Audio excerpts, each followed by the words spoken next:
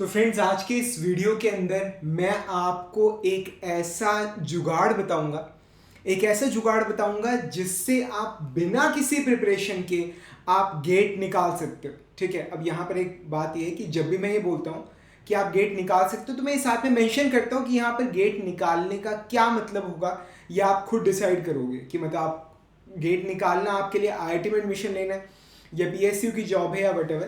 पर क्योंकि यहाँ पर बिल्कुल ही बिना किसी प्रिपरेशन के गेट निकालने की बात हो रही है, तो यहाँ पर मैं सिर्फ गेट में मतलब 32-35 मार्क्स की ही बात कर रहा हूँ, तो गेट सिर्फ क्वालिफाई करने की ही बात कर रहा हूँ। पर क्योंकि यहाँ पर बात हो रही है बिना किसी प्रिपरेशन के, तो अगर 30-35 मार्क्स अगर मिल जाते हैं बिना किसी प्रिपरेशन के, तो आई थिंक दैट्स गुड। मतलब ये कोई घाटे का सौदा है नहीं। तो रजिए, मतलब मैं ही जानता हूँ कि जब मैं ये बात कह रहा हूँ आपको, तो आपको लगेगा कि ये चीज़ संभव है ही नहीं। ठीक है, बिना मेहनत डाले, बिना पसीना बहाए, ठीक है, बिना मतलब वो जैसे वो दिखाते ना मूवीज़ के अंदर, वो एक कभी पीछे एक मूवी आई थी मेरे दिमाग में, उसमें दिखाया था कि मतलब वो person side by side jobs कर रहा है, रात को स्ट्रीट लाइट के नीचे पड़ रहा है। ठीक है, तो बिना इस तरह की मेहनत के आप गेट क्रैक नहीं कर सकते। नहीं, you can do it and without any preparation, और बिना किसी कॉन्शियस एफर्ट के। कॉन्शियस एफर्ट समझते हो आप? जब आपको पता होता है कि हाँ, मैं अपने गोल के लिए लड़ाई लड़ रहा हूँ।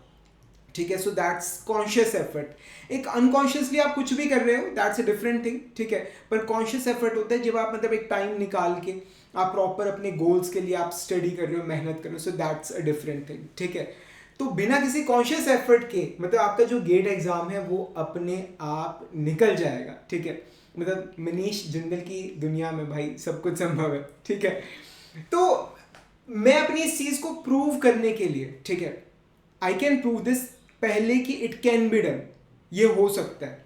क्योंकि ना जी, हमारा जो माइंड है वो इस तरह से काम करता है कि अगर आपको लग रहा है कि एक चीज काम नहीं कर सकती तो वो नहीं करेगी। ठीक है, दवाई होती है ना, दवाई एक मतलब बातों मुझे याद है, there is something called, search करना गूगल पे, प्लेसिबो। ठीक है, प्लेसिबो।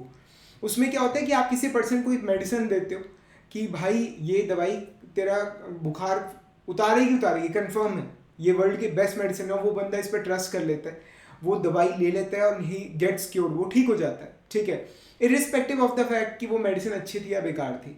पर अगर मेडिसिन दुनिया की सबसे अच्छी मेडिसिन हो और आप उस पर विश्वास नहीं करते, तो भी वो अपना काम नहीं कर पाएगी, क्योंकि आपको उस पर विश्वास नहीं है।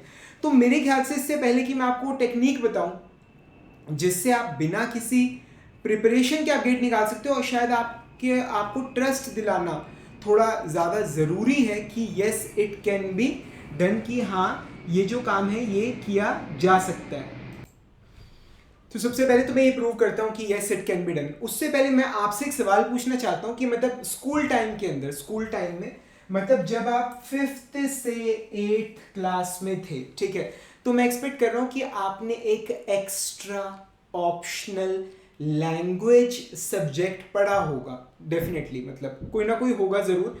मतलब जैसे लैंग्वेजेस के नाम पे एक हम इंग्लिश पढ़ते हैं, ठीक है, एक हम हिंदी पढ़ते हैं, ठीक है, और 5वीं से 8वीं क्लास में जनरली स्कूल्स में एक और लैंग्वेज भी पढ़ाई जाती है। जैसे मैं जब 5th से 8th में था तो मैंने संस्कृत पढ़ी थी। ठीक है, कुछ स्कूल्स में मैंने देखा है कि जैसे अब यहाँ पर पंजाब में पंजाबी पढ़ाते हैं, चंडीगढ़ में पंजाबी है, फ्रेंच है, ठीक है, और या कुछ के अंदर मतलब स्पेनिश लैंग्वेजेस है। मतलब एक और एक्स्ट्रा ऑप्शन लैंग्वेज आपके पास अवेलेबल होता है कि आप अगर चाहो तो उसे पढ़ सकते हो। ठीक है, तो सपोज कीजिए कि कोई मतलब स्टूडेंट है, ठीक है, जो कि इंडिया में रह रहा है, पला बढ़ा है, उससे अगर फ्रेंच सीखनी हो या जर्मन लैंग्वेज सीखनी हो, तो उस पर्सन को कितना कॉन्शियस एफर्ट करना पड़ेगा। ठीक है, कोई स्टूडेंट है मतलब 7th क्लास में, स्कूल में उसके जर्मन लैंग्वेज सिखा रहे हैं, फ्रेंच सिखा रहे हैं, तो उसे कितना कॉन्शियस एफर्ट करना पड़ेगा। ये बात आप मानते हो नहीं?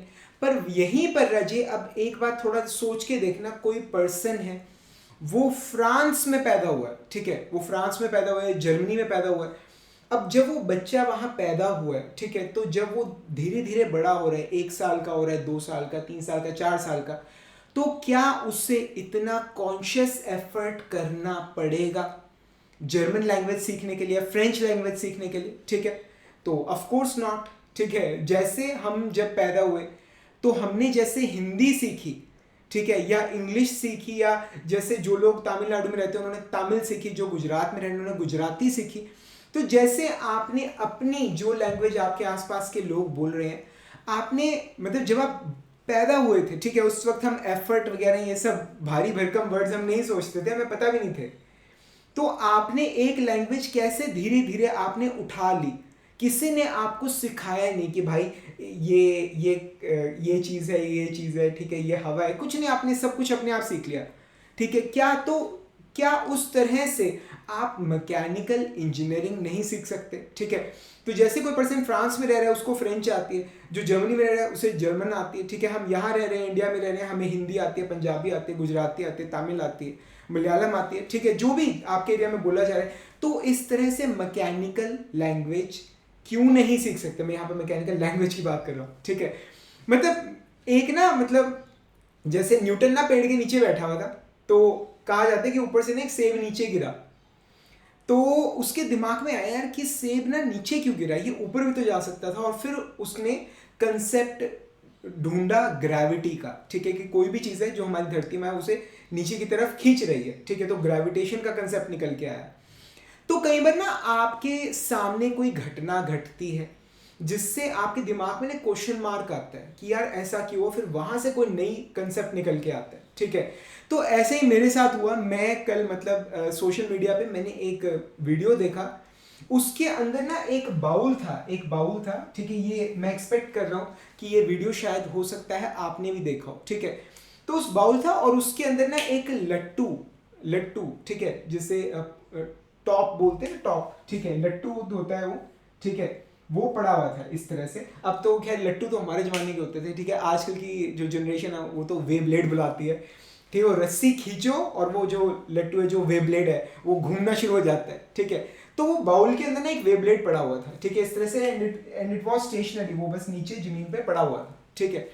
तो उन्होंने क्या किया, उस बाउल के अंदर एक दूसरा वे ब्लेड उन्होंने चला दिया, ठीक है। तो एक वे ब्लेड उतारा पहले, फिर उसके बाद उन्होंने दूसरा चला के उसके अंदर डाल दिया। वो जो पहला वे ब्लेड है वो वैसे ही गिरा पड़ा है, एक नया वे ब्लेड उन्होंने डाला, फिर दूसरा डाला, फिर तीसरा डाला, ऐसे ही फिर चला के एक चौथा वे ब्लेड डाला उसके अंदर, फिर पांचवा। मतलब अब बाउल के अंदर एक गिरा हुआ लट्टू पड़ा हुआ है और 5 वे ब्लेड्स हैं जो उसके आसपास चल रहे हैं, ठीक है।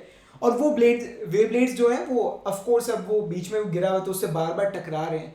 और वो वीडियो ना देखने वाला था। अगर आपने देखा है तो प्लीज आप नीचे कमेंट्स में बताइए, अगर देखा है तो आप नीचे यस कमेंट करिए, अगर नहीं देखा तो आप नीचे कमेंट में नो कमेंट कीजिए। जो भी आप कमेंट डालेंगे यस या no, I promise you I will teach you engineering thermodynamics and mechanical vibrations absolutely free of cost, ठीक है। 2 सब्जेक्ट्स का मैं आपको एक्सपर्ट बनाऊंगा, इंजीनियरिंग थर्मोडायनामिक्स और mechanical vibrations absolutely free of cost. बस आप नीचे कमेंट कीजिए यस या नो, ठीक है। आप पार्टिसिपेट कीजिए डिस्कशन में, आप डिस्कशन में पार्टिसिपेट करते मैं आपको 2 सब्जेक्ट्स का एक्सपर्ट बनाऊंगा, ये मेरा आपसे प्रॉमिस है, ठीक है। तो जो उसके बाद हुआ वो चीज़ देखने वाली थी, ठीक है। मतलब अगर मुझे वो लिंक मिला तो डेफिनेटली मैं आपको सेंड करूंगा। वो जो पहले जो लट्टू चल रहे थे, ठीक है, वो बार बार इस गिरे हुए लट्टू से, गिरे हुए वे ब्लेड से वो टकरा रहे थे और उनके बार बार टकराने से व्हाट हैपन वाज कि जो ये गिरा पड़ा हुआ वे ब्लेड था ये भी चलना शुरू हो गया, घूमना शुरू हो गया। और उसके बाद फिर उन्होंने क्या किया, जो उन्होंने 5 वे ब्लेड्स डाले थे वो उन्होंने अपने हाथ से, वो चल रहे थे वो भी, उन्हें अपने हाथ से उठा लिया उन्होंने। और अब बाउल के अंदर अकेला एक ये वे ब्लेड बचा हुआ था जो अपने एक्सिस के अबाउट घूम रहा है, ठीक है। तो मतलब इस वीडियो से लाइफ का इतना बड़ा लेसन मिलता है ना कि अगर आपकी लाइफ वर्कआउट नहीं कर रही, अगर आपको मैकेनिकल नहीं समझ आ रहा, अगर आप बिल्कुल मैकेनिकल के बाउल में बस ऐसे गिरे पड़े हो, ठीक है, तो अगर आपके आसपास 4-5 ऐसे लोग आ जाएं जो मैकेनिकल पढ़ रहे हैं, जिन्हें मैकेनिकल में इंटरेस्ट है, ठीक है, जिन्हें नॉलेज है या जो स्टडी कर रहे हैं, जो गेट निकालना चाह रहे हैं, अगर आप उनके संपर्क में आ जाओ, अगर आप उनके संपर्क में आ जाओ, रेगुलरली आप उनसे टच में, तो वो टकरा के ना आपसे बार बार टकरा के आपको भी चला देंगे, ठीक है। So what I want to say is कि अगर आप बिना किसी एफर्ट के मैं कहता हूँ आप कोई कोचिंग ना ज्वाइन करो, आप कोई किताब ना करो, आप कुछ ना करो, you just simply make friends with those people who are preparing for GATE mechanical exam. ठीक है, आप सिर्फ उन लोगों से आप टच में आ जाइए, ठीक है, आप उनके टच में रहना शुरू कर दीजिए, आप उनसे मिलना शुरू कर दीजिए। आपकी क्लास में मतलब जो आपके अपना फ्रेंड सर्कल होगा आपका, मैं नहीं जानता कि आपके दोस्त कैसे हैं, ठीक है, पर अगर आपको लगता है कि आपके पेरेंट्स की नज़रों में आपके फ्रेंड्स सही लोग नहीं हैं आपके लिए, देन आपको शायद अपना सर्कल थोड़ा सा चेंज करने की ज़रूरत है। आप ऐसे स्टूडेंट्स की टच में आइए जो लोग अपने फ्यूचर के बारे में सोच रहे हैं, जो जॉब्स के बारे में सोच रहे हैं, जो मैकेनिकल इंजीनियरिंग के बारे में सोच रहे हैं, जो गेट मैकेनिकल के लिए प्रिपेयर कर रहे हैं, ठीक है। तो आप रेगुलर बेस पे आप उनके टच में रहेंगे, यू विल सी कि मतलब जब आप पुराने सर्कल में थे तो बेफालतू की बातें होती थी, बेफालतू के टॉपिक्स पे बातें होती थी। अब आप जब उनके साथ रहेंगे तो क्योंकि वो गेट के बारे में बात करेगा, तेरा कितना सिलेबस हो गया, ठीक है, क्या तूने ये फॉर्मूला देखा, ये फॉर्मूला इंपॉर्टेंट है, ये टॉपिक में से क्वेश्चन हर साल आता ही आता है, इस तरह की बातें होंगी। तो जब आप ऐसे लोगों के साथ टच में रहोगे, ऑटोमेटिकली आपके माइंड का जो लेवल है ना वो इम्प्रूव होना शुरू हो जाएगा। ठीक उसी तरह से जिस तरह से जो बाकी के 5 जो वेवब्लेड्स थे उन्होंने इस रुके हुए गिरे हुए वेवब्लेड को चला दिया, ठीक है ना। तो मतलब और ये चीज़ ना राजीव, पता है क्या, हमारे पेरेंट्स बड़ा अच्छे से जानते हैं। मतलब जब हम छोटे थे तो हमारे पेरेंट्स, याद है मतलब आप लोगों के पेरेंट्स कितना ज़्यादा इंटरफेयर करते थे आपकी लाइफ के अंदर कि तूने उसके साथ नहीं खेलना, तू उसके साथ रहा कर, ठीक है, क्योंकि वो लोग इस चीज़ को बहुत अच्छे से जानते हैं कि birds of a feather flock together, ठीक है। मतलब अगर आप गलत संगत में रहोगे तो आप वैसे ही बन जाओगे, उनका रंग आपके ऊपर चढ़ जाएगा। पर अगर आप अच्छे लोगों के बीच में रहोगे तो उनका रंग आपके ऊपर डेफिनेटली चढ़ेगा, आपकी सोच अच्छी होगी, आपका वे ऑफ टॉकिंग अच्छा होगा, ठीक है, आपका जो एफर्ट, जो आपका फील्ड ऑफ फोकस है, जिस फील्ड में आप एफर्ट मारो वो भी आपका अच्छा होगा, ठीक है। तो पेरेंट्स इस चीज़ को बहुत अच्छे से जानते थे, दैट्स व्हाई वो कभी भी मतलब जो लायक बच्चे हैं उनके साथ कभी दोस्ती नहीं होने देते। उनकी कोशिश ये रहती थी कि जो अच्छे मेहनती पढ़ने वाले बच्चे, कि हमारा बच्चा उनके साथ रहे, ठीक है। पर जैसे जैसे बड़े होते रहे, हमारी लाइफ की भागदौड़ अब हमारे हाथ में आ गई, ठीक है, many times we take such decisions which are not correct for us, ठीक है ना। तो मैं आपको अगर बिना पढ़े अगर आप गेट मैकेनिकल निकालना चाहते हो, अगर आप कुछ नहीं करना चाहते पर तब भी आप चाहते हो गेट क्वालिफाई हो जाए, सिर्फ इतना करो, उन लोगों की टच में रहना शुरू कर दो। बस मैं आपको पढ़ने को नहीं कह रहा, मैं आपको कोई कोर्स ज्वाइन करने को नहीं कह रहा, आपको कोई किताब खरीदने को नहीं कह रहा, आप सिर्फ ऐसे ग्रुप्स का हिस्सा बनो जो लोग गेट मैकेनिकल के लिए सीरियसली प्रिपेयर कर रहे हैं। बस आप उनके साथ, आप क्लास में बैठते हो, आप सीट में जब बेंचेस होते हैं, आप उनके एक जो पढ़ने वाला बच्चा आप उसके साथ बैठ जाओ, ठीक है। सिर्फ इतना करने से ही आपकी लाइफ में, आपके फ्यूचर में, आपके पैकेज पे मतलब बहुत ज़्यादा असर पड़ेगा। आप करके देखिए एक बार, ठीक है।